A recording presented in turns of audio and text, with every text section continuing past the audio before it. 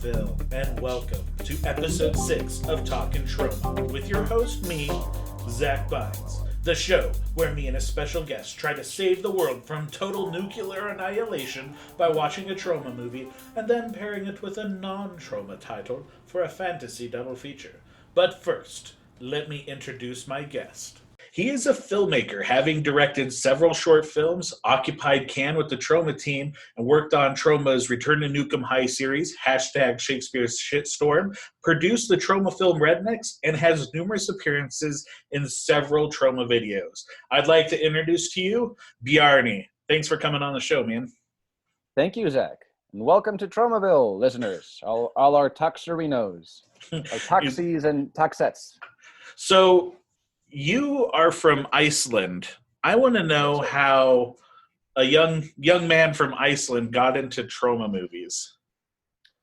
With great difficulties. No, actually, they're very rare in Iceland, the Troma movies. But I thankfully grew up in Sweden for a huge chunk of my life, and because of that, I was introduced very early on to Toxic Crusaders, thanks to none other than Ted Turner, who owned a Cartoon Network, not the Cartoon Network, but there was another channel called the Children's Channel, which was in Europe, and they showed the Toxic Crusaders. And I was a big Ninja Turtles fan, and of course I didn't know at the time that it was animated by Fred Wolf Animation, the same studio. But I watched the show and I loved it. I was a big fan of all mutants, green stuff. And I loved the comedy of the show. And of course, they had the action figures. So every time I went to Toys R Us, I picked up everything they had. And I had Dr. Killamoff and Toxie and Junkyard. And I moved to Iceland. And then when I was 10 years old, we had a couple of these video stores that had like all the rare cult movies. And I was just looking through it and I saw a Toxic Avenger movie. And I was like, yeah, I remember watching this as a kid. And then I saw it at an 18 rating. And I was like, whoa, what is this? It was like they made a movie version of the Toxic Crusaders. And I was able to convince my mom, like, I need to rent this. And she, of course, knew Toxie from my childhood. She's like, oh, that's fine. The old bait and switch. Yes. So I loved it. I watched it. Of course, it was not the unrated version, which I saw a couple of years later. But then I would do like a pilgrimage. I would go and I would look for movies that had the Troma Team logo. And of course, Iceland did not have a North American distribution deal. So we would get the movies straight from the UK. So it was the Virgin versions. And the video rental stores in Iceland, they had not many. They had the Toxic Avenger 1, 2, and 3. They had Cannibal the Musical. And they had Chopper Chicks in Zombie Town and Surf Nazis Must Die and Monster in the Closet. And that was it. Nice. So I watched those. And then when I was around 13, I was able to convince my mom, like, hey, for my birthday present, can you order something of Amazon? And I got Citizen Toxie and Terra Firma. And after that, I was hooked. I decided, like, I'm going to make it, my mission now is to get every single one of these movies.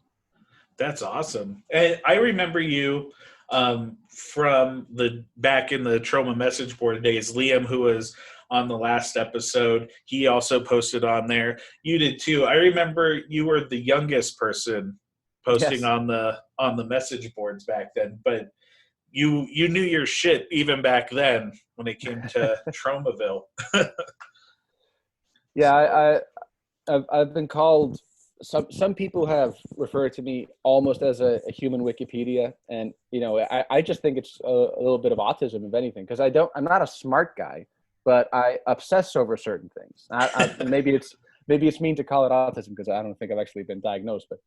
No disrespect to people. You might cut this out. I don't know. You decide. It's staying in. But we're all part of the Tromaville school for the very special. Exactly. So the moment, if I get obsessed with anything, I'll just read everything I can about it online, and I'll try to see everything. And of course, at the time, early 2000s, the internet was a very, small place, really. So, like, I was a big Ninja Turtles fan, and they had a website called ninjaturtles.com, and I would just go to that website and read every single page because it wasn't a lot. So every time you would find new information, you'd be like, oh, no, what's going on? What am I reading? So exactly, Troma.com, Tromaville.com were amazing websites. And of course, the forums it was the place to go if you were a Troma fan, because they would have updates, they would have news. You were able to talk to members of the Troma team, even though some of them were, using pseudonyms. And we could always figure out who they were. So it was a great time, and I loved learning more. And of course, I had already some knowledge, and I loved spreading it around, like I do with my STDs. So it was fun. That's part of the reason I started this podcast. I was like, I don't have any actual, marketable skills. I know a lot about Troma. Maybe I should just talk to about Troma movies with people, because so somebody else has to hear what's stuck in my brain all day. Exactly. So so then you ended up actually started working for Troma. When did that start? When I was 15, I did my first feature-length movie called Night of the Living Dead, with a K. It's about a knight and a Viking who rise up from the dead and they fight. And it's a really bad movie, but it was my love letter to Troma. And I was very much inspired by you guys, you and Richard Taylor, because I was a big fan of your short movies as well. So it was, it wasn't just Troma. It was also sort of, what I perceived low-budget filmmaking to be. It was very much in the spirit of Chris Seaver, and all those sort of movies that were also inspired by Troma. It was like, this is what we're supposed to do, right? Yeah. So the entire movie is just like really crass jokes and a lot of blood squirting. And I just decided, like, I'm just going to give this movie to Troma, because I've heard so many stories, like from the Rabbit Grannies, like the way Lloyd tells the Rabbit Grannies story, which you and Richard cover, is like, oh yeah, we just, these guys like, we're going to give you this movie. And we're like, oh, that's cool. Here's some money. So I was under the impression like, oh yeah, you can just do that. And of course the 80s and 2000s is a totally different time for Troma. Yeah. But I tried to give them, my movie, and they were like, the guy who answered was very nice. And he said like, well, we're looking for something a little bit better. We're looking for a little bit higher production values at this time. It's like, oh, that's fine. But Lloyd came to Iceland for a film festival, and we got him to play my abusive dad who's trying to molest me, which I thought was nice. And this was right before he did Poltergeist. And of course, I was 15 at the time, so there was no way I could go out and film with them. But I decided, like, I made a promise to myself, like, well, in the next movie Lloyd directs, I will go out and I will be a part of that. I always wondered about that, because there was some people I was just like hoping to see on set, and you were one of them. Yeah. And I was just like, oh man, I thought I was going to meet you on Poltergeist. That would have been great. Because another thing good about the Troma forums is that we were, they showed us a lot of the pre-production. Like, we were able to hear the songs and see a lot of the stuff being made before, the movie went into production. So I felt like I was almost on set with you guys, because we would get updates. You would tell us what was going on, and we would sort of hear stories. And I was at the time I was shooting my own movie, so I doubt my parents would have allowed me to leave for a whole summer at 16. But thankfully, the next time they made a movie, Lloyd was directing, was in 2012, and at that I was a young man instead of a large boy. So I sent an email, and they knew about me. The guy who was answering, like I forgot exactly how it was, because I think the guy that actually hired me had no idea that I sort of had a history with Troma. So in my mind, I was like, well, of course I'm going to get a job because it's me and they know who I am. Yeah, which is a dumb ego thing to have, but I learned. I think it was Alex Gordon actually who hired me, and he had no idea who I was. And I think we talked about that. I was like, "Yeah, I'm the guy who hired you." It's like, "Oh, really?" I just assumed it was Lloyd. What did you do on Return to Nuke Em High? I know you play a student who is very itchy all the time. If you ever watch Return to Nuke Em High movies, the boy who is itching himself all the time, that's you. Yes. But what did you do behind the scenes? I filmed a lot of the behind the scenes for Two Girls, One Duck. I was one of the main sort of camera guys on that. But I was a main production assistant, which is a nice way of saying that I was able to clean well, I guess, wash the blood. And I wish I had done a better job, because some of the places that were a little bit stained afterwards. But I tried my best, and they apparently liked it enough. liked it enough to bring it back for hashtag Shakespeare's Shitstorm, which Exactly. I haven't watched yet, but from seeing the trailer, it looks like you have a lot bigger role in that movie. Yeah, I mean, Shakespeare's Shitstorm is great. One thing about the scratching guy, before I talk about my role in Yeah. Shitstorm, it was really interesting because I was not supposed to be in the movie. It was after we filmed in Niagara Falls. They were just doing random shots, and Lloyd asked me, like, oh, we're going to do a shot of you scratching, and you're going to say, my anal warts. Like, oh, my anal warts, they're spreading. And then he just, after that, he would always put me in the background. And there was one scene, they had like 20 people in a shot, and they would do everything, and he would go yell cut, and he would just walk up to me and go like, you're not scratching enough. Like, you need to be like really scratching. And I had this giant sunburn, so it really hurt scratching. But I did it. I gave it as much passion as I could. And the funny thing is that I not recently, but after I did that, I watched the first Turn On, which was filmed in 1981. And there was one background character who keeps scratching. And he does a very bad job at it. He's like, he's barely scratching. So I realized, like, this is something Lloyd has wanted an extra or an actor person to do for like 30 years. but no one had the passion until I showed up and gave him what he wanted. He was finally able to close that chapter of Yes. that story he always had in his head. That's awesome. So then I ended up getting the role of the captain in Shakespeare's Shitstorm. And I wish it would be like, oh yeah, he scratched so well that I need to give him a bigger role. I wish it was that. But what happened was that the first day of filming was actually in Albania. So they filmed in Albania, and then they took like a month off, and then they filmed the rest of the movie in the summer. So we were filming in Albania in March, I believe, or April. And I got a nice email from the producer, Justin Martel, who's a great guy, one of the best producers I've ever worked with. And he's also wrote a great book about Tiny Tim. Plug. I do want to read that. I love Tiny Tim. So you should definitely. It's the best book on Tiny Tim. I haven't read any other books on Tiny Tim, but it is the best one. But so Justin Martel contacted me, and he contacted Liam and Mark and a couple of like the Euro Troma guys, Corrado from Italy. And he said, we're filming in Albania, and we have an Albanian crew, but we want sort of people we worked with, who want to come over and help us out, sort of be like the Troma team in Albania. And so he asked all the Eurocentric guys, because it would, of course, be cheaper for us to fly to Albania. So I looked into it. I was like, actually, it's not that cheap for me, but I'll do it if I get a role. And they said, like, well, we need someone to play the captain. And so he sort of got me that role. And of course, when I showed up, Lloyd, if you ask Lloyd, he's the one who just hired me. But as I understand it, it was actually Martel.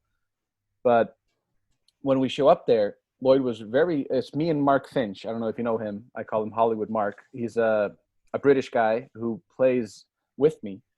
And what happened was that he let us write like 2-3 pages of dialogue. So he let us rewrite the entire scene where we just ad-libbed and added a bunch of stuff. And some of that's actually still in the movie for some reason. Oh, nice.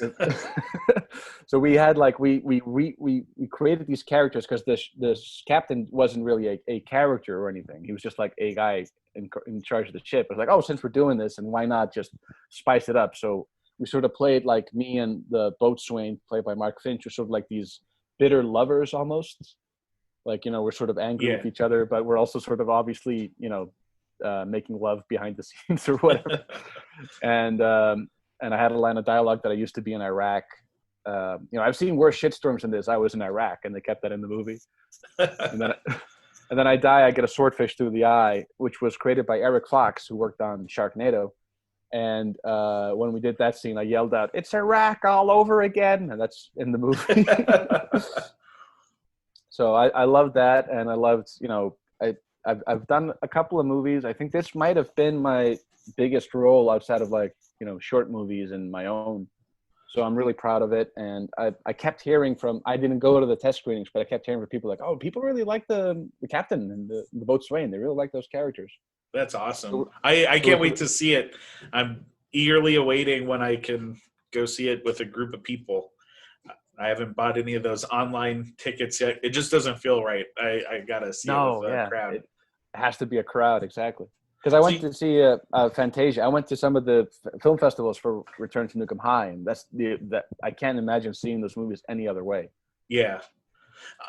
You have a pretty unique distinction of having worked on a Troma movie shot in another country with Lloyd.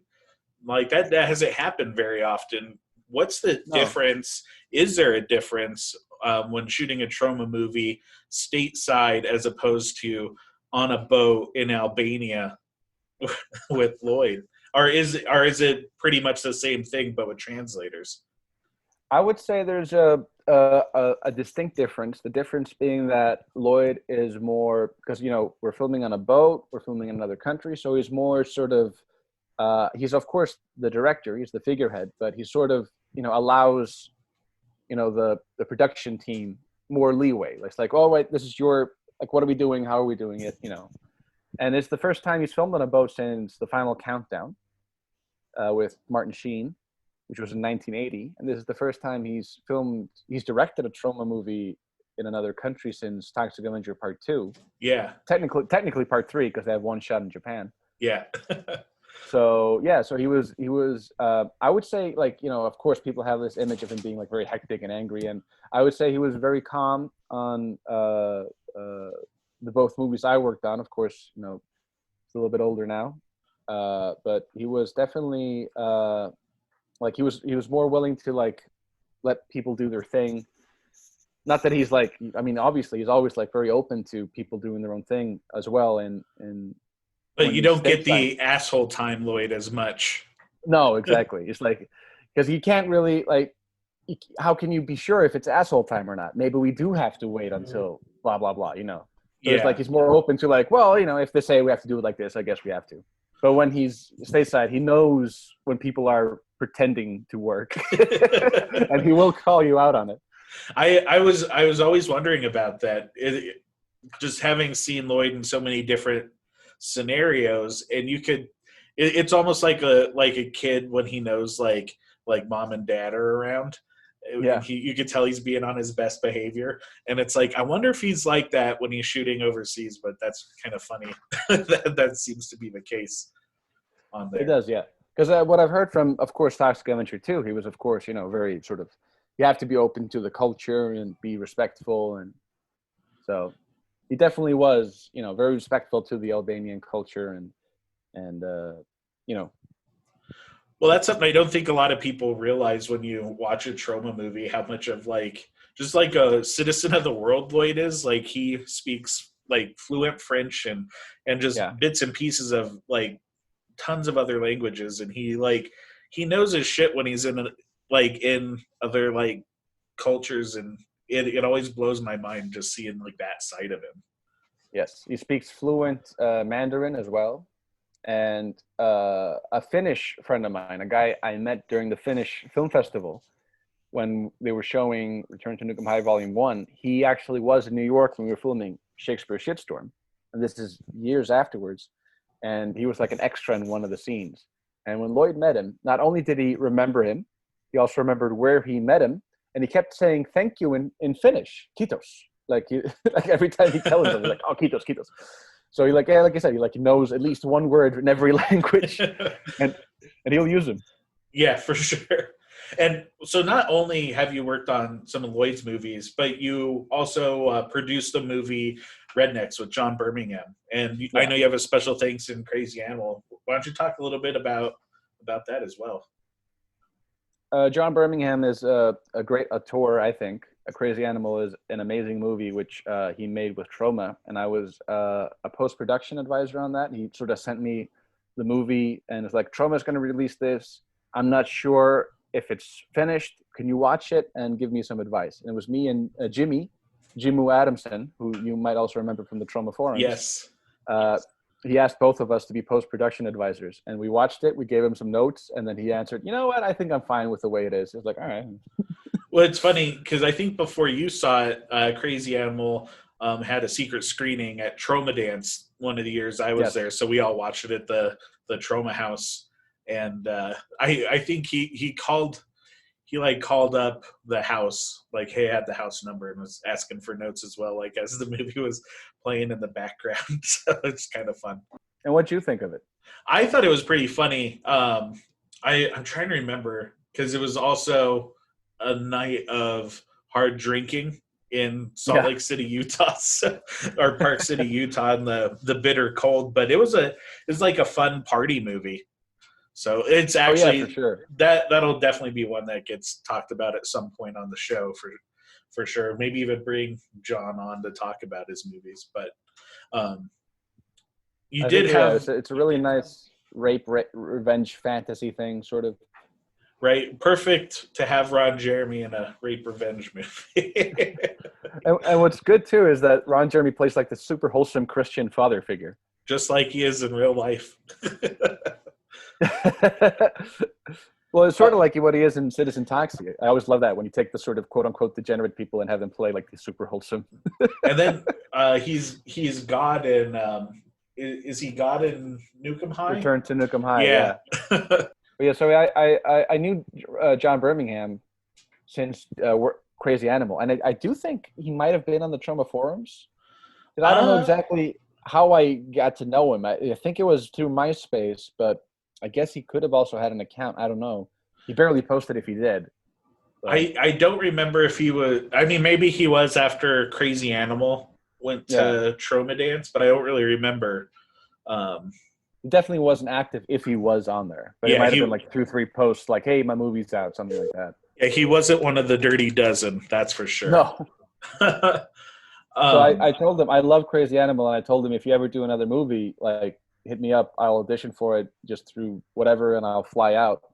And he did another movie in 2007. He filmed a movie called The Vampires of Zanzibar, which he told me was going to be a Troma movie. So I flew out thinking I was going to help him make a Troma movie, and eventually it just didn't get picked up by anyone. I've heard different stories of why. So I don't know exactly the truth on that. But I thought that was a really fun movie, and the problem I think was that the script was an R-rated movie with a lot of nudity and a lot of gore, and then because he had gotten financing, and of course this is allegedly, I don't know how true this is, but one of the people that financed the movie wanted it to be PG-13. Yeah. So a lot of the nudity was cut out and a lot of the gore was cut out. And I still think it's an entertaining and fun movie, personally. But I think he did not think that Troma wanted it anymore because he had removed that. So I think he sort of decided in his head that Troma would not pick it up unless he would add nudity, and he was sort of done with the movie and didn't want to film extra scenes. Yeah. But I always told him, like, just send it to Troma. They'll probably release it. You never know. But then you did work on his next movie, Rednecks. Yeah. And I helped produce that, and that was a Troma production through and through, and it looks really good, especially on Blu-ray. We shot on like the Red camera, and there's a lot of funny scenes. Like, he actually got like an animator from India to animate like an American eagle who flies around, and he like shits on the main redneck people, and he, like, it looks really good. He drops like some white sludge on him. That's awesome. Well, let's get into the movie for this episode. Yeah. Skeleton Coast.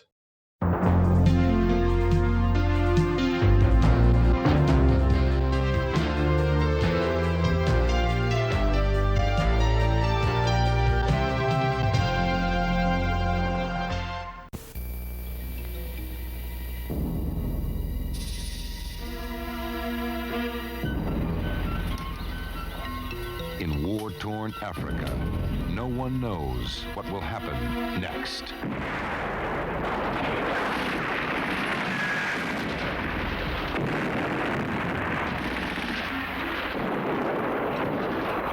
Agent Smith finds out why hell is called Skeleton Coast. One man will dare his rescue. William Smith, Colonel, United States Marine Corps, retired. In the underground world of intrigue and betrayal, You soon find out who is your friend or your enemy.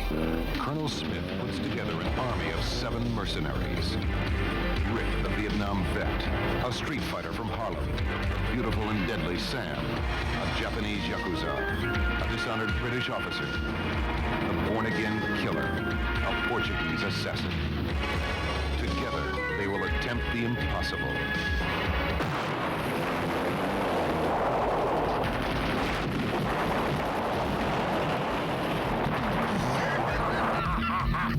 Fire! Kill the Bosons!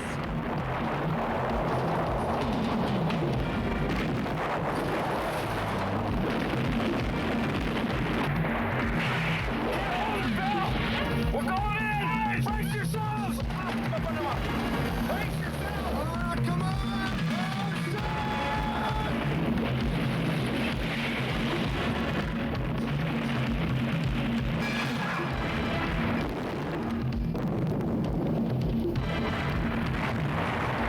All right. Been invaded by commandos. All right. Shit, Bill. I think he's got us by the short hairs.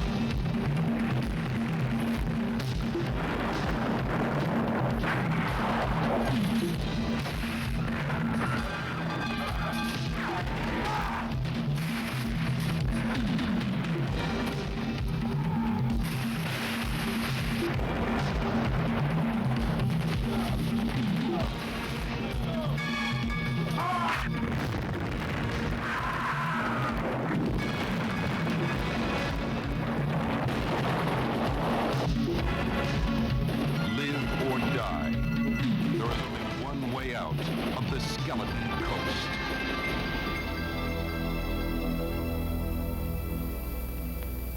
So that was the trailer for 1988 Skeleton Coast, directed by John Bud Cardos. So, yeah, when I was asking what movie you wanted to talk about, you sent me a list, and one of them was Skeleton Coast, and I thought that was a pretty interesting choice that not probably most people won't even think of when they're thinking about Troma movies. What made you want to do this title? Skeleton Coast is one of those movies that, as we talked about before the show started, and we can go a little bit into it now, is I started collecting Troma DVDs more so than the VHS, and there was a time when you had the gray spines, the '97, like the first sort of releases. And what's really good about the early Troma releases is they're chock full of goodies. They have so much special features. Like if you look at Terra Firma Taxi, you have 2-disc, editions. Yes. And you have all these audio commentaries. You have a director's cut of the movie. You have interviews with cast and crew. And there's something they did on even movies that weren't produced in-house. A lot of the early sort of DVD releases were like that. But then in 2005, 2006, the VHS movement was dead.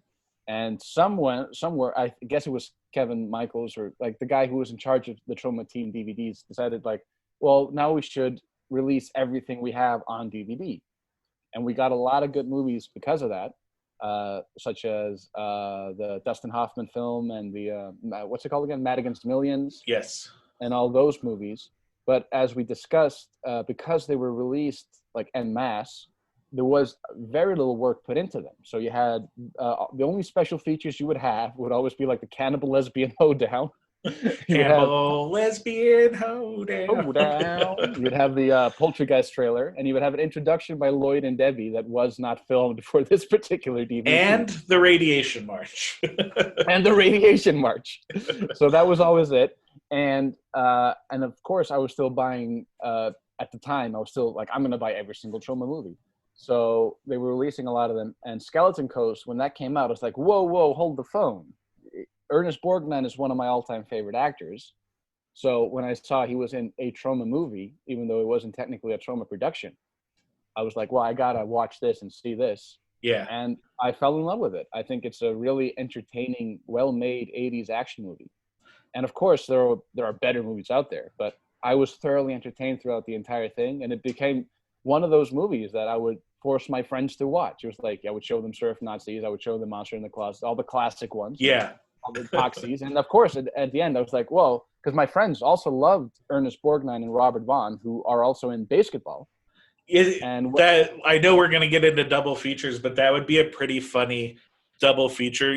Just assuming that spoiler, which we'll get in spoilers later, but assuming Robert Vaughn doesn't die in this movie, to think of Basketball as a sequel. And it's funny too because it's 10 years apart. So it's like they do Skeleton Coast and then they do 10 years of other stuff and then they return. And I always thought to myself, did they talk about doing Skeleton Coast? Did they even remember doing it? I don't know how they couldn't have remembered, because this movie is shot in Namibia in the fucking desert. It looked hot and miserable to film 90% of this movie. It's shot in the legitimate actual Skeleton Coast. And I think that's one of the reasons why they were able to do it, because I assume that it's you could get a lot for your production. So the movie didn't probably have to cost a lot to get all those, because it's filled with explosives and it has a lot of good production value. You have army trucks and all those guns. And of course you have you have 3 or 4 like Hollywood legends in the movie. Yeah, you got Ernest Borgnine, Robert Vaughn, and Oliver Reed. They sort of did the same thing they did with Star Wars, because Star Wars was also a very cheap production. And you think to yourself, we don't have a lot of money, but we can shoot cheaply in Africa, and we'll get like 2 or 3 like big name guys. And in that case, they got Peter Cushing and Alec Guinness. The only difference is that Star Wars has a little bit more going for it, a little bit. But I don't own a copy of Star Wars that has the Radiation March on the DVD. No, exactly. So, well, it's kind of funny how you were talking about there's like no special features really on this DVD. And as far as the movie Skeleton Ghost goes, the internet is basically wiped clean of like any information on this movie, which is weird, thinking it's like 88 action movie, Ernest Borgnine, Robert Vaughn, Oliver Reed, filmed in the Skeleton Coast. It's kind of boggling that there's just like not even like a weird interview from anybody like that side mentions this movie. There should be, it probably does exist somewhere. It might go online years from now. Like there must be someone interviewed them while they were in Africa, or maybe I'm under the impression that Ernest Borgnine maybe lived in Africa for a while, because he also in '89 he did a movie called Laser Mission starring Brandon Lee, which was the first American production of featuring Brandon Lee. He had done one movie before that in Hong Kong called Legacy of Rage. And in Laser Mission, that's all shot in Africa as well. And Ernest Borgnine in that plays a Nazi scientist who has invented the laser. And he's sort of in hiding because he's a Nazi scientist. But he's still a good guy in the movie. He has like a German accent. So Brandon Lee shows up and saves him. So I was under the impression either he shot that movie at the same time and it took like 2 years to get released, or he just was staying in Africa for a while. Because I can't imagine you going to Africa, filming a movie, going back to LA and like, I guess I'm going back to Africa. I think that's really weird. Although it's such a weird time in like low budget, like Hollywood history, where I could totally picture like them being like, well, the work is in Africa. They're shooting another Rambo sequel over there. So we might as well go back and film this. Yeah, the little bit of information I did find out about this movie. So first off, the director, John Bud Cardos, he was like the 1960s era Hollywood stuntman, how he started his career. Basically, like when you watch Once Upon a Time in Hollywood, like that was the director of this movie. So he had an eye for action sequences. And you can really tell in the movie. Yeah, like the action scenes in this are crazy that it's a low budget movie. There's so many explosions in there and people on fire. It's nuts. But he worked on some Al Adamson movies, including Satan Sadist, which Troma put out. So I always like to throw that out there. One of the producers, Gerald Milton, produced a Troma movie, Twisted Justice.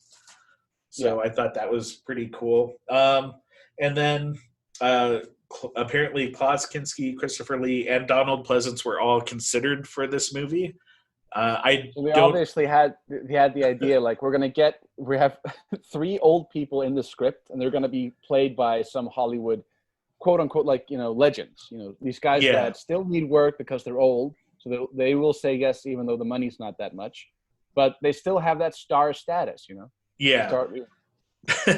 And then the last thing I could find about this movie was there's a gang in the movie. Well, when we go more into the plot and everything, one of the gang members of Ernest Borgnine's crew, Tulio Montoya, he was like second in command of a coup in 1981 where they hijacked a plane and flew it to South Africa. In a movie or real life? In real life.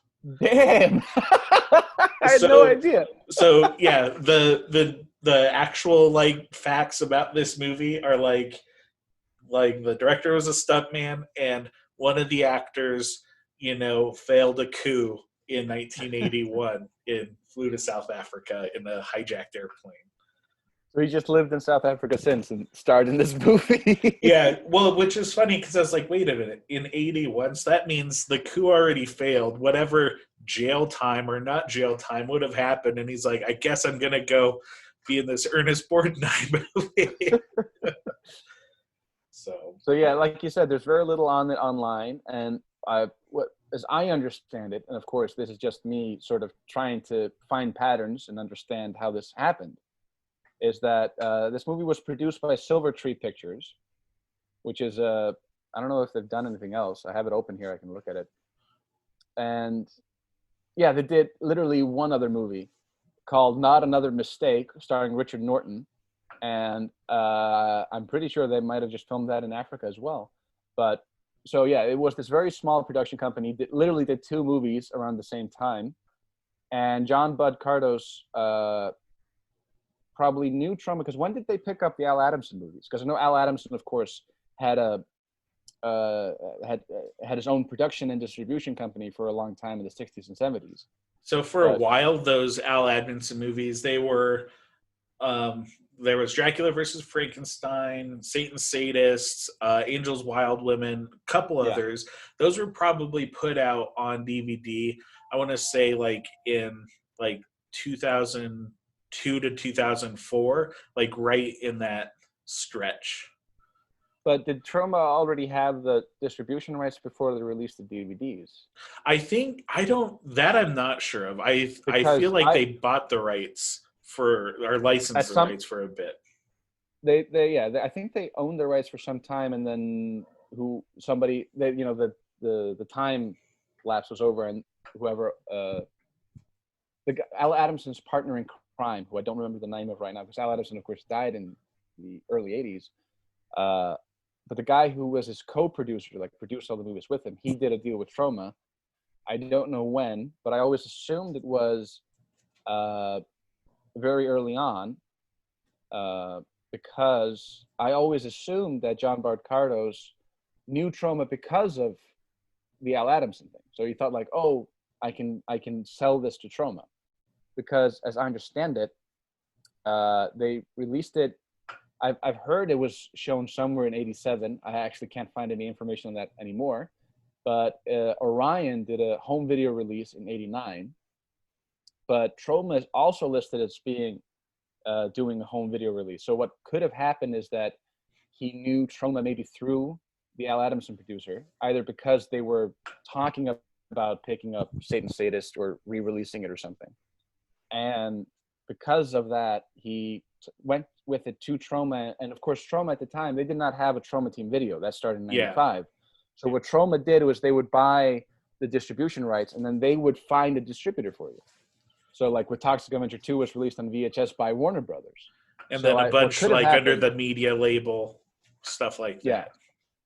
So what I assume could have happened is that, because Troma is listed on IMDb as getting the rights in 88, and of course this could be false, because they didn't do anything with the movie then after that until 2005 when they released it on DVD. So what could have happened is that they either Orion originally bought the distribution rights, and when Orion went under, they gave it to Troma. And of course that does make sense, because then the producer had already worked with Troma doing Twisted Justice. Yes. So it's either the timeline is either he did Skeleton Coast and gave it to Troma because it worked out so well, he decided to do another movie with Troma, or he did a movie with Troma, and when nobody no longer owned the rights to Skeleton Coast, he was like, well, let's give it to Troma so they can at least release it. And well, let's hop into Skeleton Coast. So this movie, right, looks like the version that Troma has came from a weird beta pan and scan that somebody Yeah. probably had sitting in the bottom of their closet. Yes. But I think it's the only way to actually even watch this movie is through the Troma version. At first, I couldn't tell if it was shot on film or on video, and then as it slowly went on, I was like, "This is pan and scan." That's why Yeah. it looks a little funky. But So to me, it looks definitely like it was shot on film. And yeah, and then of course, as Troma did with a lot of those 2005 DVD releases, they just went into their Troma basement. They found a copy of the movie on beta and just, it transferred that onto the DVD. And because of that, we got a lot of very bad releases. We got Mad Dog Morgan and Pigs and movies that was like the TV edits of them. So they could be that Troma somewhere owns like a 35 millimeter widescreen version of it, but just can't find it. or So they don't just, even know they have it. yeah, that could be it. So I mean, that's what they did with Mad Dog Morgan, and people were like complaining, like, "Well, it's missing all the scenes." They're like, "Nah, we don't have a better version of it," which is really funny. That if you own a movie and the best version you have is like a The TV edited edit. down pan and scan, you know. Especially for that movie. I'm going to talk about that movie on a episode because it's a classic for sure. But so the plot But of the good thing about the what's that?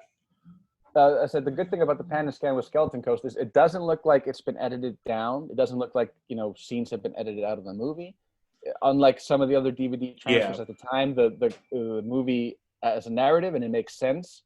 And you know, not being in widescreen doesn't bother me that much. And again, like you said, I think this is the only version of it, because I know some of the movies they released, they gave like a third party, like a lot of the David Heavener movies that they sort of produced and distributed, they would not release them directly as Troma movies. They would like give the, you know, to like English distributors and Asian distributors, like a lot of the movies they made or produced or got the rights to, they would not necessarily distribute as a Troma Team movie. But I have not seen Skeleton Coast. I own it on VHS and I own it on DVD. And I think Orion, and I heard there was a Laserdisc out there, but I have not seen any evidence of that. And maybe we should find that and force Troma to do a Troma Masterpiece release. This movie deserves to be on the Troma Masterpiece label. Like 100%. It is bonkers. So it's about this young CIA agent in the jungles of Nambia, and he's talking to just like these rebels, as CIA agents in the 80s often did, was talk to these rebel forces to give them dirty money to, you know, overthrow governments. So still presented as the good guy. He's like, oh, he's the good guy. He's there to save the world. and in true Troma fashion, ripped from today's headlines. It's like, yep. Oh, exactly. Yeah. So, but obviously those forces, they don't like that. So they kidnap the young CIA agent. That's where our hero Ernest Borgnine comes in, because that CIA agent. What's that? and he's wearing this really nice white suit, and he plays like this sort of power broker almost. He's like the guy you call if you need help. It's funny because his name is Colonel Smith, which is just like in the A-Team. Is like Colonel Hannibal Smith. And I almost wonder if there's like some sort of subconscious, or even not that subconscious, considering when this was made, like they're like, we kind of need to rip off the A-Team a little bit in this movie. Like the score in this movie just is very synth heavy 80s action score, but it also sounds like it's lifted from A-Team episodes. I love the music in this. It's one of the best things about it. Like you said, the synth is bonkers. It's crazy. And every song is great. And they have all sorts of really good, just like keyboard stingers, like when somebody says something dramatic, or like really goofy, like here's the dumb guy music, like happens like throughout the whole time. And I love the scene when they go, when Ernest Borgnine is recruiting people, because as you said, the story as it happens, the CIA guy was Ernest Borgnine's son. Yes. So he has to sort of create this sort of mercenary team to go and locate his son. And there's a nice scene when he meets the who is really sort of the lead guy. Yeah. I forgot his name. And he meets him in the bar, and you sort of hear like the composer doing like bar music, but it's the exact same sort of keyboard he's been playing throughout the entire movie. But he's still like, oh, it's like the bar scene, so he does like a more of a little bit different. And then Ernest Borgnine gets funding from this one guy, Ella, and his like girlfriend or wife, Opal, which I have to mention because that's my daughter's name, and I never hear the name nice. Opal in anything. So I was watching this with my wife, and she's like, "Did you name our daughter after a character in Skeleton Ghost?" And I was like, "I didn't even think about that, but I kind of maybe want to say yes now." It could have happened subconsciously. Right. So he gets this financing from this shady guy, and he meets up with this muscly dude, and he's just like muscle bound in a bar, and he's like, "You better know." And then Ernest Borgnine, like, he's kind of phoning it in the movie. He's playing himself, like just kind of happy-go-lucky Ernest Borgnine. Like, he doesn't get like super pissed at anybody or worried. It's just he feels a lot like Mikhail, I want to say. Yeah. If Mikhail's son was kidnapped. But I think he's very sincere too. Like, you know, I believe him in the role almost. You know. No, yeah, it's true. It's very like subtle. These moments, like when there's a moment when a child runs up to him with a note telling him, "Do not go into your hotel room," and the big muscly guy was like obviously like the Chuck Norris Rambo stand-in. He's like that guy in the movie, and he's like, "Oh, I guess I have to go here," and he tells him, "Do you want me to come with you?" And you can see like Ernest Borgnine's character, he like thinks for a while. He's like, no. And you can see like, yeah, you do this and I'll do this. And like you said, it's not emotional, but it feels like he's like this sort of grumpy colonel. And he's sort of like, he's done this so many times that he doesn't have to worry. I've already, like, after you get that line in every action movie, like, I'm too old for this. And one day from retirement, this is like after all that. He's like, I'm already fucking retired. Like, I don't need to go into that. And then the introduction. So like they go to Nambia, and they hop into a dune buggy with a machine gun that's like mounted to the roof, and we're about to meet the mercenaries, which is probably my second favorite scene in the movie. My first is coming up in a bit, but the introduction of this gang is exactly what you want. So you like pull up, and you see this woman taking a shower with a watering can in the middle of the desert. And you're like just going down the list, like in every like let's meet the gang members scene. So we got our explosive expert, and you have the knife expert. Yeah. So, and the knife expert, his name is Blade. So just like what you'd want. You got Chuck, who's a first-class bastard. You got the Asian guy, who's, of course, former Yakuza, and he's using nunchucks. And then you have Armando. So the guy who did the coup, I watched the movie twice. I was like, I don't remember this Armando character, and he's only in 2 scenes of this movie. He's in this scene. He's the first person introduced. So like, it's Armando. And then, by the way, here's the lady taking a shower. She's one of them. And then the last guy we get to is Robbins, who's like, so you see the guy using nunchucks, you see the topless lady, you see the wet knife expert, Chuck, who's a first-class bastard with the machine gun, and then Robbins, who's an old shirtless British man. So it's like everybody you would want for your gang. So exactly. This is cliche to death. This almost feels like you're watching a movie from 2016 pretending to be an 80s movie. Yes. and that's why I love it. It's so good. Like you said, you have the Yakuza. And of course, Blades is played by Arnold Vosloo, who later, of course, became a big star in the Mummy movies. He plays the Mummy in those movies. Oh, awesome. So, and they, of course, Troma did not advertise that at all. So it's like when you're watching it the first time, because I was like, whoa, is that the Mummy? That's awesome. And it's funny, like that scene, like if you said like it was made in 2016, you'd be like, they're just doing this old hat thing. But they're so sincere on this is how this is how we're introducing these bastards. So they're really proud of themselves, this movie. Yeah. So we meet him, and then cuts to Opal talking to Oliver Reed, who's having his guards handcuff this man to a pickup truck. That's like in the surf as the surf is rolling in. This is probably my favorite scene in the movie because you could tell like they have this dude strapped to this truck and the surf is going extra crazy that day. Like it seems like a storm probably's rolling in because you can see every wave hitting that dude against the pickup truck and he is getting his shit rocked every single time.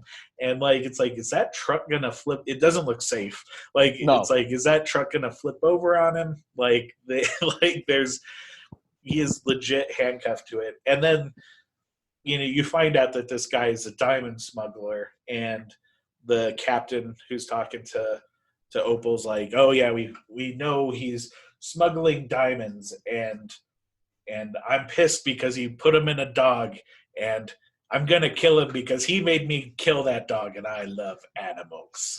And it's like, what a weird monologue, which is also the plot for John Wick. Could have been inspired. But I love Oliver Reed in this too. Like he is really hamming it up. He's a beautiful villain. And, he's like only in 2 scenes in this movie, but he is wonderful in those 2 scenes. And it just sucks. Like I wish, like his lines are super funny in that scene, but for whatever reason they decided they weren't gonna ADR the scene. So the sound, because I wanted to play that clip of him talking about it, but the audio's so terrible from the waves just smashing the dude against the truck. It's so hard to hear. What probably happened is they had only Oliver Reed for like a day. And of course, when they're doing post-production, it's like, well, we can't just call him up and ask him to record his ride. Kindly go fuck yourselves, I'm pretty sure.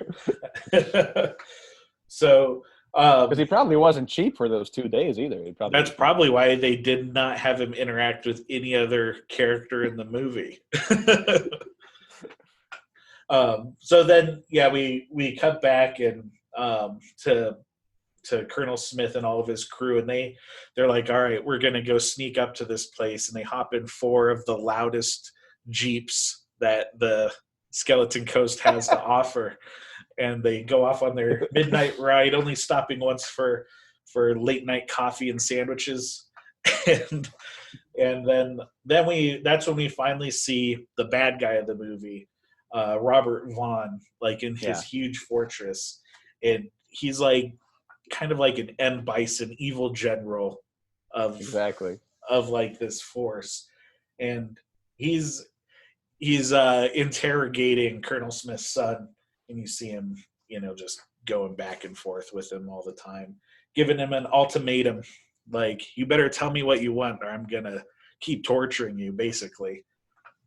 And they keep cutting back and forth to it. But again, you can assume Robert Vaughn probably only showed up for a day as well. I think 2 days because they also had a scene with Ernest Borgnine later. He was definitely there for 2 days at least so they could get that shot. Yeah. So that's the great thing about these types of movies. People go like, oh yeah, I'll do your movie for how much money is it? 20,000? Yeah, I'll do it. I'll show up for a day, maybe 2. It's like, all right, we got him. We have it's like a fun puzzle. You have to figure out how to shoot around an actor not being there. Yeah. And that's another good thing too, is because you expect that in these movies. But Ernest Borgnine, he does not do that. He's legit star of this movie. He is the lead character, and he's in the shit. He is in the desert with all the other mercenaries. He could have phoned it in. He could have just stayed at home like, I'll do a scene where I'm at a desk and I keep calling them to ask them what's going on. But no, he is there. Yeah. Like and how old is he at the time? Like 60, 70 maybe? Like, it's crazy.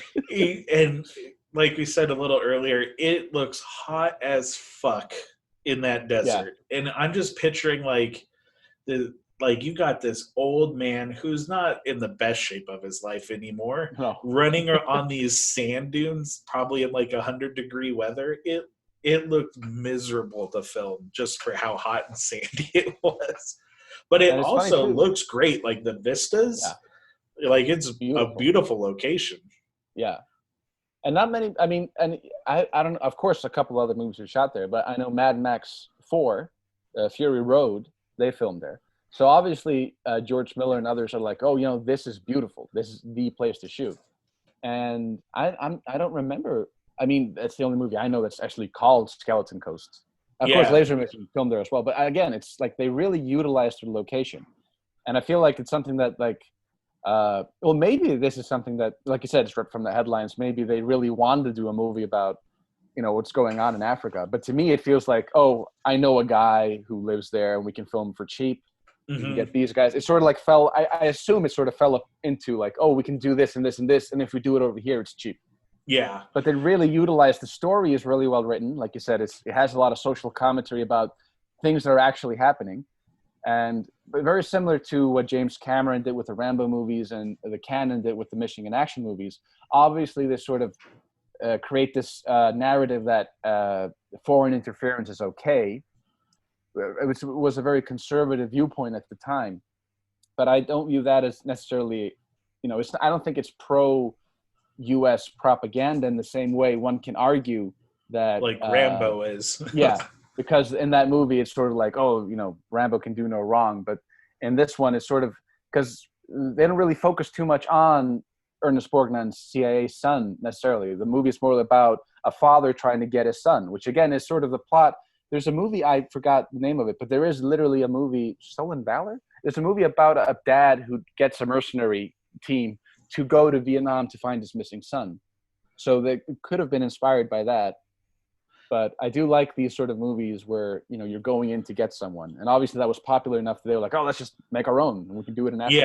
Yeah. They got a tank for the movie. And they have this tank blowing up all these forces trucks, like all the mercenaries trucks, which, it's like, that's production value. I want to shoot a scene in a movie with a tank. Like that just seems like it would be fun.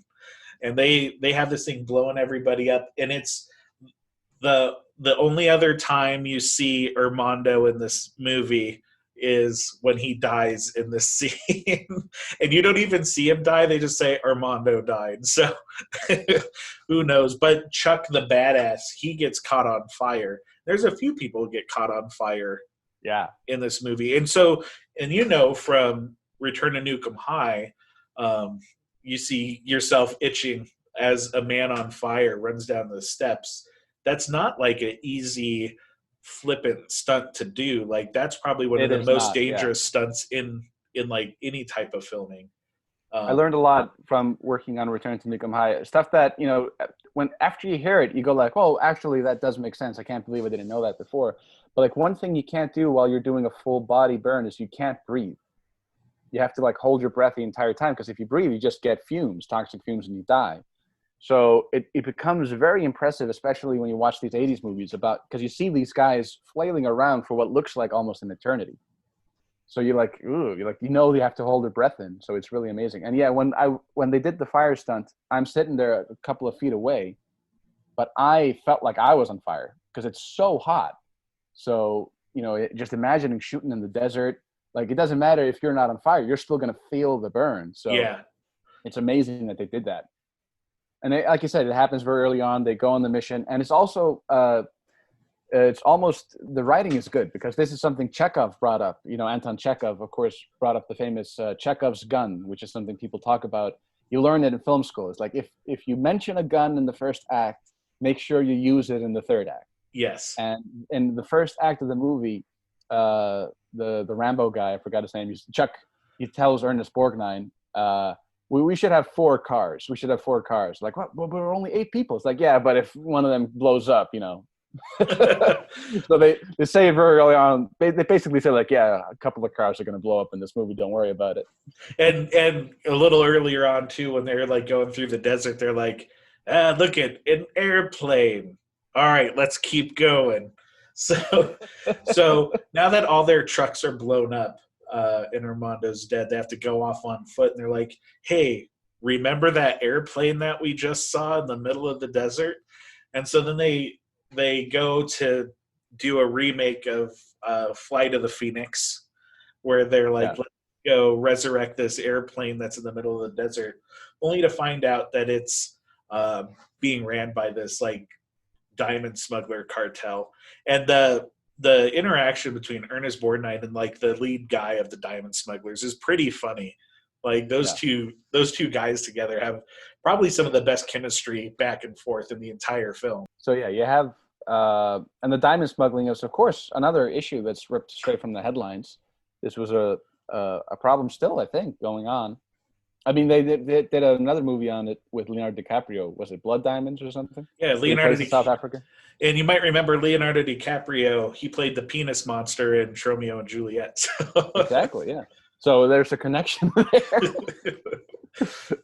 Which is kind of funny to think about. Like in this era, it felt a little dangerous. I like to make a big kind of part of the story about diamond smuggling in Africa. Like it seemed like something that they shouldn't be filming. Like, oh, for sure. Yeah. Cause it doesn't feel like, because Troma has, of course, the rules of production, one being safety to humans. And this does not feel safe at all. It's this and Shark with Burt Reynolds. They're both like, you can tell they're not Troma productions. There's only one shark movie, and that is Jaws. Spielberg. They end up killing all these diamond smugglers and taking off in this airplane. Thank God one of the guys knows how to fly this random airplane that's in the middle of the desert. And so they find in the plane like this tiny bag of diamonds, and they all split them up in between themselves, and then you see the rebels pop out, and one of them has a legit rocket launcher that they fire at the airplane. Like that took me by surprise when I was watching it. You know, gunfire is one thing to kind of fake in there, but they had a rocket launcher. Yeah, and you see the rocket like propel from the from the thing, maybe ex-Nambian army surplus or something. For sure, yeah. And you've heard it before, like in movies like this, a lot of the guns are real, and sometimes they fire blanks, and sometimes they just fire real bullets when they're not like aiming at people in particular. And because they are filming in Africa, you know, it's the height of apartheid, and you know, you have all these sort of, like you said, you have coups, you have rebels, you have diamond smugglers. So it doesn't surprise me if they were just like at some point firing real bullets as well. The guy who had the tank was like, I have a rocket launcher. Do you want that in the movie? And they're like, yeah. I assume that's probably what happened. They're like, well, might as well. I know if I was filming a movie and someone's like, oh, you want to use my tank? How about my rocket launcher? I'd be like, I think we could work that into the script. I'm sure. So they shoot down this plane, and then the rebels, you know, realize that they aren't the diamond smugglers, and that, you know, they have very similar goals into taking down Robert Vaughn's fortress on there. But they do want some of these diamonds that are on the plane, just to buy more ammunition for the troops. So that's kind of like the one tie-in with Ernest Borgnine's character and his son, you know, given the rebels money. Well, I was just going to say, of course, one of my favorite scenes in the movie, which is one of the reasons why I think Borgnine was, you know, doing a good job. I think he's a really good actor, and even when you're phoning it in, you don't stop being a good actor. Yeah. And there's this wonderful scene when they finally reach the compound, and he rescues his son, and I think that's a really beautiful dramatic scene because his son has been tortured. Well, there's two scenes. So the first part, when before you see the son, when you see Ernest Borgnine realize that he found his son in there, and you just see him like kind of start to weep like at the prison window, like you're like, it's very beautiful. Yeah, you're like, fuck yeah, he did it. And then the scene you're talking about, where like when he enters in, and the camera sort of pans over, and you see his son is laying on the floor, and he's completely naked, and Ernest just like comes to him and sort of like coddles him, and it's a really powerful scene of like father and son reuniting, and I at least really feel it when I watch the movie. It's like, it feels like he's like, hey buddy, it's your dad here. Like, it doesn't, it's like, we're here to break you out. Like, no, it feels like a good father-son moment. Yeah, it's not like, exactly. It's not like in the other, like if you think of Rambo or Missing in Action, you know, there's no reason why, there's no connection between the people they're rescuing. And both those movies do like, hey, we're here, and everybody just pulls up a gun and starts firing. Yeah. But because they have this sort of family connection, it becomes this somber and beautiful moment. And I almost feel like what we need is the title For Your Consideration. Yeah. Like he does a really good job, like making me believe like, oh, this is your son, and you're really happy but also sad to find him in this sort of condition, in this state. Yeah. So they all kind of break everybody out from this thing, and then we find out why Sam was part of the team, the actress taking the shower, because I think it was in Robert Vaughn's contract that he has to rip open some lady's shirt.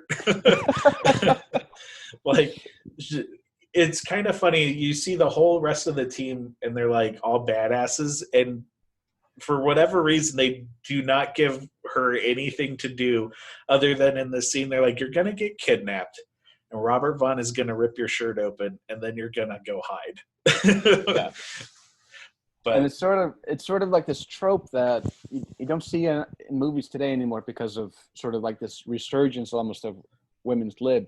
But I know they did it in Mortal Kombat in '95, where like Sonya Blade, who's like this fighter, she's there to fight, but then she sort of becomes this damsel in distress in the third act. So I wouldn't say Skeleton Coast probably didn't originate it, but I don't know many movies that do it. But it's a nice sort of trope that sort of disappeared, obviously, because of people think it's sexist today. yeah, But it's an interesting thing where you're sort of like, oh, we have this badass female, but she's really here only to get kidnapped and get her clothes ripped off. And this is like, one of the few scenes where Ernest Borgnine and Robert Vaughn are together, and really the only scene in the movie why you see why he hired this group of mercenaries in the first place. You see the Asian guy doing karate kicks, and you see Blade slash people with knives and throw knives at him. You see the badass shooting at people with a gun. You see the old British guy just being British and fighting people. So everybody does their own thing, and they just kill those unnamed sort of henchmen, and it's beautiful. It's a great like third act. It's a good closure for the movie. Fun action scene too. Like that's one thing, everyone should definitely get from this. Like the action scenes in this, like the little money they had left over from getting Ernest Borgnine and the stars in the movie was used for explosions in this movie, because they're insane. Like this, like when they take over the fortress, it reminds me of Troma's War a little bit, where like you see the explosions and people jumping from high towers, and they shot it from 30 cameras, and you're going to see every angle they shot of these people jumping because it looks awesome. Yeah, this movie has a very much of a Troma's War feel. So if anyone listening, if you like Troma's War, you 100% check out Skeleton Coast. It's almost like a spiritual sequel to it. Yeah. Filmed and released in the same year too. So less fart jokes than Troma's War, but for sure. But the production values on like the stunts and the guns, it sort of has like the same feel where you can tell it's not like a big budget movie, but they're really utilizing what they have, and they're doing a really good job at it. Like high production value considering how much money they probably didn't have. Exactly. And then the movie, the good guys win, and you see them leave in a Rolls Royce that was just like hidden in some bushes. And the ending is definitely one of my favorite parts, because that's when they realize, Ernest Borgnine, I think, he finds a bunch of diamonds, and he's like, well, I guess we have to give these back to the villagers. And then they sort of look at each other and go like, nah. And then they throw it up like $1 billion worth of diamonds in the air, and then it freeze frames with like do do do do do like that's just the end swing. And then the movie's over. the movie ends with like you're the good guys of the movie stealing from an impoverished nation and being proud of themselves. like it's like, these rebels could certainly use like this billions of dollars of diamonds to help get their new government off. It's like, bah, fuck them. They gave us this Rolls Royce and all these diamonds. That's something like if this had been made in Hollywood, especially today or even in the 90s, I doubt, because of course, and even if you look even in the 50s, there was always this sort of thing like, oh no, the good guys are good guys, the bad guys are bad guys. So you would never have a scene of the good guys going away with billions of dollars in diamonds. Well, that's something that's kind of fun is there is a line in the movie where they're like the good guys are winning. And then they basically look at the camera like, and we're the good guys. Like they kind of remind you, it's like they are the good guys. Like they're not great people, but like they are definitely all likable. For sure, yeah. So, any final thoughts on Skeleton Coast before we go to the double feature part? Just that it's a really underrated gem. And I really love the fact that Troma released it on DVD, especially even in 2005 when they were sort of dumping these movies out, because as we've talked, I mean, I don't think it ever got a proper release outside of a VHS release in '89 and I guess a Laserdisc release somewhere. So It was really a movie that was sort of forgotten about. And it really shouldn't have. I mean, there's no, I understand, especially in the 80s, because you had so many movies, both the A-list movies like RoboCop and Die Hard, and then you had the B movies that were, also still really good. And then of course you had like the thousands of C movies. So of course, you can't be able to watch all of them, but this is something that never really should have disappeared. And especially because Ernest Borgnine, again, I think is a great actor. I loved him in Marty. I loved him in so many movies. But after he did The Wild Bunch, he sort of said to himself, I don't want to do violent action movies anymore. And he always hated swearing. Like there's an interview with him where he says he hated seeing Gone with the Wind in theaters because they say, frankly, my dear, I don't give a damn. And he was like, oh, here we go. And he said, like, ever since then, you've had to have swearing in a movie. That's funny. I didn't know that because there is like a scene when he gets pissed and he yells "Suffering Succotash," like jumping Jehoshaphat. So maybe in the script that was like motherfucker, and he's just like, nah, I'm not. I'll shoot an M60 for you, but I won't swear. He does say hell a couple of times in the movie, but bastard. It's interesting. Yeah, but it's still interesting because this was sort of not what Ernest Borgnine really wanted to do per se, but. Maybe he just wanted to do it because they offered him the lead, and he really wasn't being offered a lead role at the time in the 80s a lot. Yeah. But he, despite sort of, not wanting to do these sort of movies anymore, he he really is an action star, I'd say. You have, of course, movies like The Wild Bunch, but he is sort of very much an old Rambo in this. Yeah. Yeah, no, I think that's, so everyone should see it for sure, at least once. If you like 80s action movies, if you like schlocky movies, if you like explosions, if you like Ernest Borgnine, even a little bit, you should 100% check this movie out.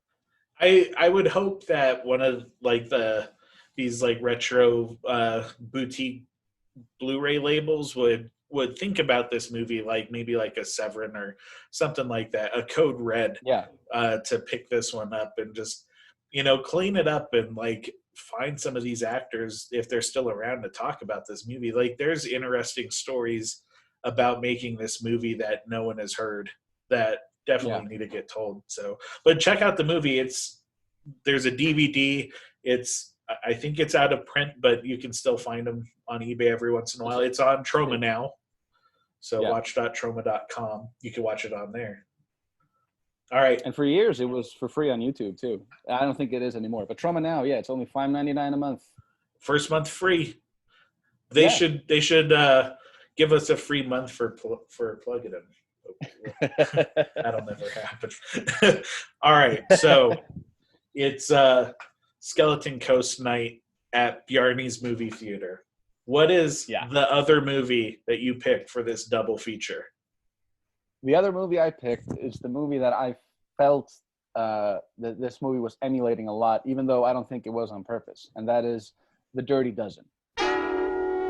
Major Reisman, you are ordered by Allied command to select 12 general prisoners convicted by courts-martial and sentenced to be executed or serve lengthy prison terms for murder, rape, robbery, and other crimes of violence. And you will deliver them secretly behind enemy lines in France to undertake a mission of sabotage that could change the course of the war. The 12 men will be known as the Dirty Dozen.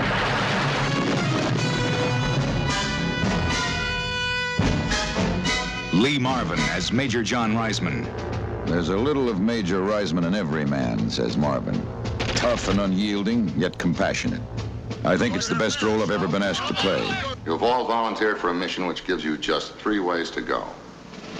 Either you can foul up in training and be shipped back here for immediate execution of sentence, or you can foul up in combat, in which case I will personally blow your brains out, or you can do as you're told, in which case you might just get by. Now you hold it right there. This war was not started for your private gratification, and you can be damn sure that this army isn't being run for your personal convenience either. Ernest Borgnine as General Warden. I'm tired of seeing generals portrayed as desk-bound pen pushers, says Borgnine. So I've played Warden as a rough professional soldier. Robert Ryan as Colonel Everett Dasher Breed. There were officers like Breed, says Ryan, who could never suffer the rules broken or even bend a little. Major Reisman's compliments, sir. Tell him while it's You prefer to be captured or destroyed? Jimmy Brown as Napoleon Jefferson. Jefferson is any man fighting for recognition against the odds, says Brown. I think I understand him pretty well. The hell is this? John Cassavetes as Victor Franco. Says Cassavetes. Franco is a petty hoodlum forced to heroism by circumstances beyond his control. We go on that mission, we all get killed. That's what they want. That's what they want. Trini Lopez as Jimenez. He's crawling with hate. Charles Bronson as Vladislaw. The last guy in the world you'd expect to be a hero. Telly Savalas as Archer Maggot. Maggot is a maniac, says Savalas. His religious fanaticism can never be moderated or quelled. It is a constant danger. Clint Walker as Samson Posey. An Indian with war paint smeared on his soul. Train them. Excite them. Arm them. And turn them loose on the Nazi High Command.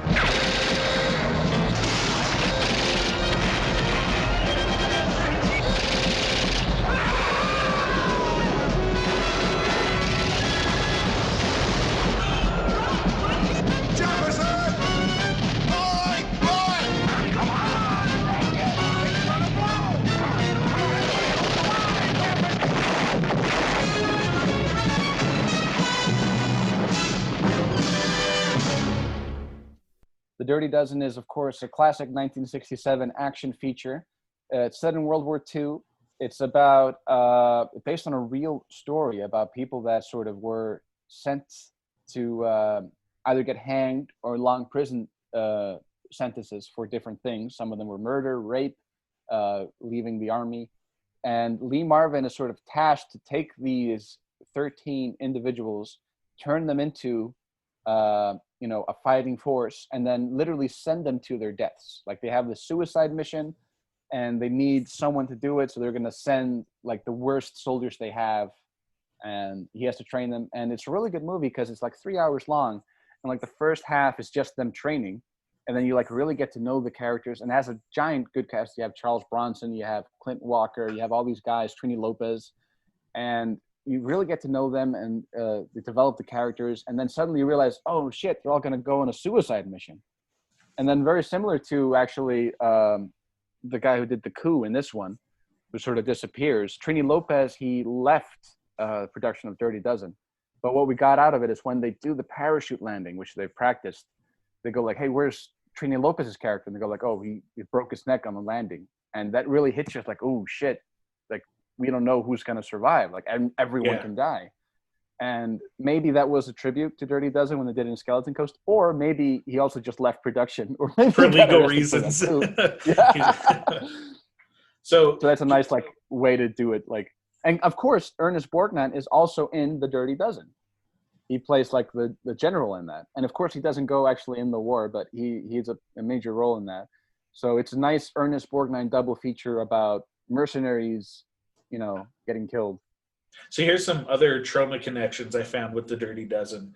Jim Brown, he's in the movie. Yeah. He's also in the Troma movie Twisted Justice, who had the same producer as Skeleton Coast. Yeah, so there's obviously the producer might have been a big fan of the Dirty Dozen. It kind of all makes sense, like where all this could have come from. Yeah. And I was really digging through the cast on this. So here's a bunch of uncredited actors in Dirty Dozen who were also in Troma movies. Jeremy Wilkin, he was uncredited as the commander at Post. He's in the Troma movie Beg.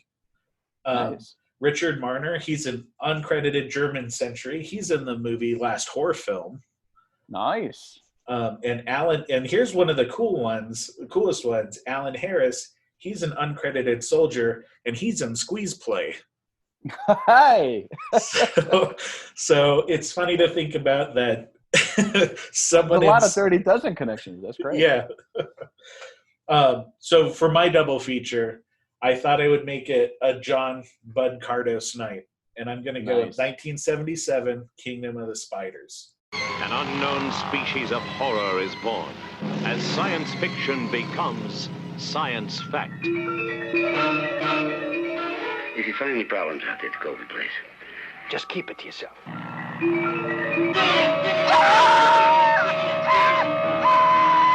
over at Colby's. He's found another 20 or 30 hills just like the one we burned. I mean, this right here is scientific phenomenon. As you know, all species of megalomorphs are cannibalistic. If you put them together, they'll kill each other off. They just don't colonize like ants or bees do. An army of deadly predators, searching, destroying anything in their path. Why did they come? What do they want? In the tradition of the great science fiction thrillers, Dimension Pictures presents Kingdom of the Spiders, starring William Shatner, Tiffany Poling, Woody Strode, and introducing Alta Reese Davis. The spiders in this area have organized themselves into an aggressive army. I've never seen anything like it. One minute they weren't there, and the next minute they were everywhere. Jump at a girl!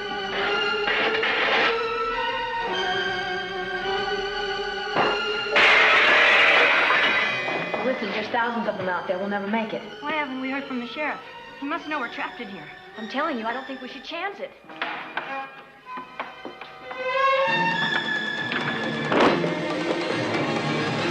Your nightmares will never be the same. Kingdom of the Spiders. The next victim could be you. So, like, that movie's awesome. I never watched it before. It feels like a Corman movie, but it also reminds me a lot of Troma, where they bring a lot of the environmental pollution politics into a movie. So basically, William Shatner is this vet in the town, and this guy's cow dies from all these spider bites. But William Shatner, he's like, I've never seen a spider attack a cow. And so he brings in a scientist who's a lady scientist, and Shatner just has the hots for the whole movie. And he's like, all right, lady scientist, tell me how a spider could have killed this cow, and then all these other animals start showing up dead in this town. And it turns out all the DDT that they're using for the crops to kill all these bugs are killing the spiders' food sources. So the spiders just start multiplying and taking over the town. They're killing all these bigger animals just because of, they have nothing to eat. Where then they're starting to turn on the people in the town. And they use... And are these giant spiders or just small, regular ones? They use real tarantulas for the... Ooh. So it's like legit spiders in this movie, and they have thousands of tarantulas just crawling over people. Damn. Which is nuts. And it's kind of fun. So that, like, the similarities between like this and Skeleton Coast are the way it's shot. Like, it's filmed in Arizona. It's supposed to be Texas, but Texas, Arizona, and just the sweeping vistas of both of these movies. You can tell that it probably comes from when he was a cowboy stuntman, and he probably loved John Ford movies. Just you could kind of tell from the way they're shot that was probably a big influence. And the action of both of these movies. There's not as many stunts and crazy scenes in this, but the stunts and crazy scenes are shot multiple cameras. You know, he knows how to get his action, which obviously comes from his stuntman training.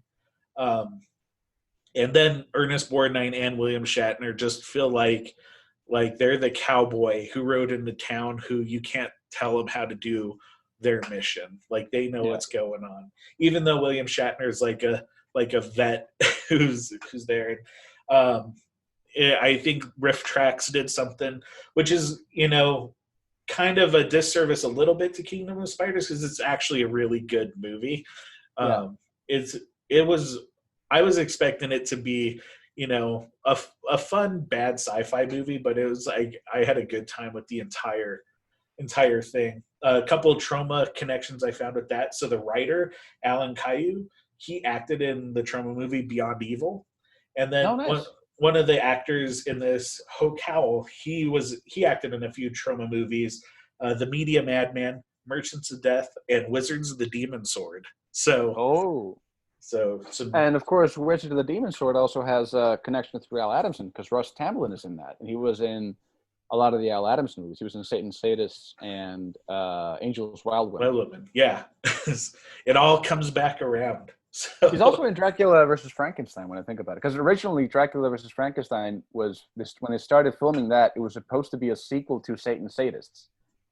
And then they stopped making it, and they realized, like, oh, we got to make something with all this footage. And I was like, well, what can we do? And then they decided to make a monster movie. And then they filmed that as a monster movie. And then after they'd filmed, taken this bicycle movie they had, motorcycle movie, and they added all these monsters, only after that was done did they decide, let's put Dracula and Frankenstein in there.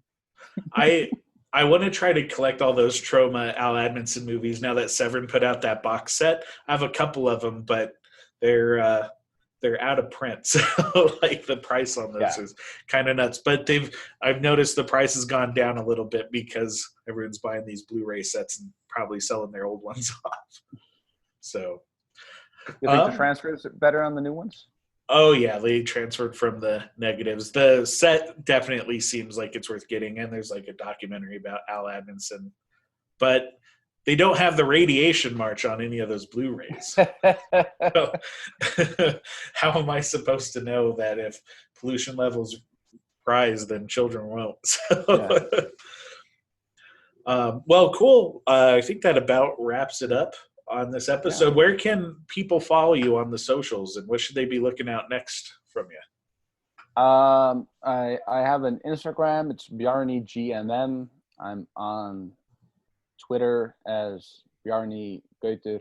You don't have to follow me anywhere. I don't really post anything interesting. I used to have an active Facebook page, but it got deleted. Again. That would have been like, that would have been like the main thing where I tell people to follow me, because that's where I shared everything. But yeah, I mean, I'm on Instagram, I'm on Twitter, and the current things I'm doing is I'm editing the behind the scenes for Shakespeare Shitstorm. It's called Brown is the Warmest Color. It might premiere. They talked about maybe doing double features with Shitstorm when they do festival circuits again. But it will at least be on the Blu-ray, and I'm really proud of that. I've done a couple of, I worked on Two Girls, One Duck, and I did a Vanilla Ice documentary that's available on YouTube if you guys want to check it out. It's called Vanilla Ice Archive. But yeah, so I'm really proud of Brown is the Warmest Color. It came out really good. I'm still trying to editing it down. It's currently 2 hours, which I think is fine. Apocalypse Doom was 2 hours as well. Yeah. But the thing is, it's okay. 2 hours is okay as long as nobody gets bored. Yeah. So I just want to make sure that it's as entertaining as possible. That's a pretty tough legacy to live up to, because those Troma documentaries are fantastic. Yeah. So it's a great honor to have gone from a Troma fan, especially the Troma documentaries. I mean, those were so good. And then, you know, I don't know many people that have lived their dreams, but I certainly have. So I can die a happy man as soon as I get this documentary out. I knock on wood. Yeah, for the love of God, don't die before that documentary is done. I'll be kind of pissed. Yes. But after that, I mean, who knows?